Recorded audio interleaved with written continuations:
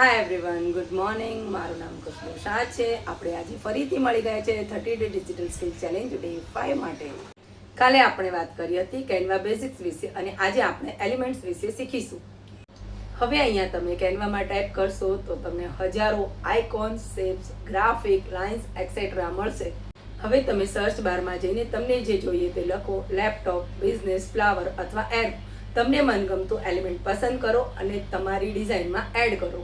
પછી તેને નાનું મોટું કરો, ફેરવો, તમને જ્યાં ગમે ત્યાં ડિઝાઇનમાં એડ કરો. પરંતુ એક વસ્તુ યાદ રાખજો, વધારે પડતા એલિમેન્ટ્સ યુઝ કરવાથી તમારી ડિઝાઇન સુંદર નહીં પણ ખરાબ લાગશે. માટે જરૂરત મુજબ જ એલિમેન્ટ્સ યુઝ કરજો. આ રીતે કરવાથી તમારી ડિઝાઇન પ્રોફેશનલ અને અટ્રેક્ટિવ લાગશે.